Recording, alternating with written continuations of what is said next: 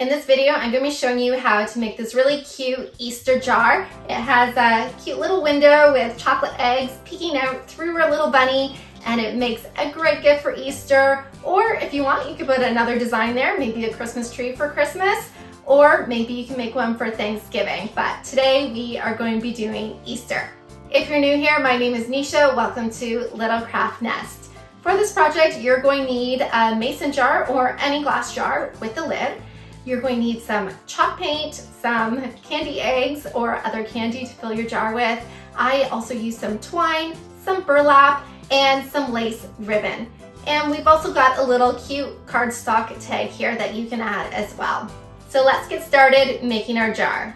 Now the first thing you're going to want to do is find the silhouette of an Easter bunny and upload that to Design Space and cut it out in removable vinyl. Make sure you measure your jar first so that your bunny is the size that you need it.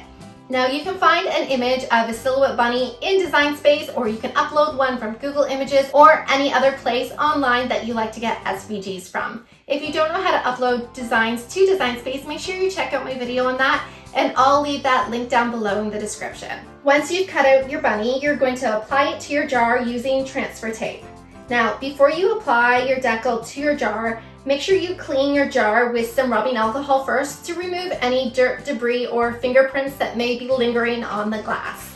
Place your bunny on your jar. Make sure you rub it down good so that you're removing any bubbles in your vinyl. Once your bunny's on the glass, you can slowly peel back the transfer tape and go over the bunny one more time to make sure that it's stuck well. I picked up this Rust-Oleum chalk paint from Canadian Tire, and the color I'm using is called Blush Pink. I'm going to take a foam brush and simply paint the entire jar.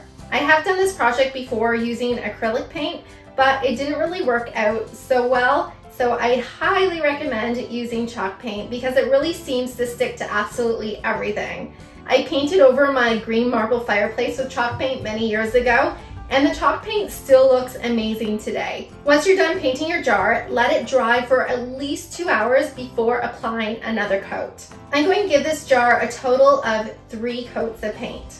After your final coat of paint, make sure you let your jar completely dry. I actually waited till the next day, and then I removed the vinyl decal. Now, when you're removing your vinyl decal off your jar, you want to do this very slowly and carefully. Don't rush because you could risk the paint peeling. I find the best way to do this is grab one of your Cricut weeding tools and grab the inside of the bunny and then slowly peel the vinyl decal back.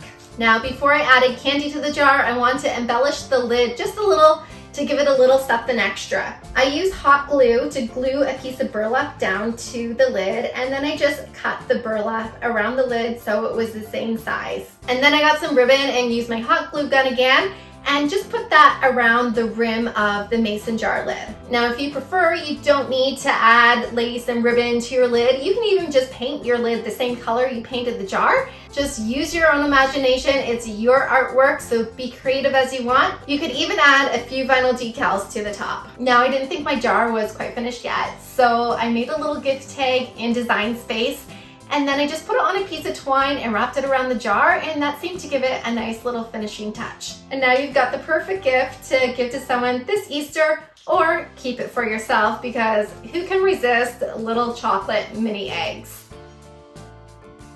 I hope you enjoyed this fun little project. If you're interested in making more DIY candy jars, check out my other videos. I'll leave them linked down below in the description. If you have any questions, leave them in the comments, and I hope to see you on more crafting adventures.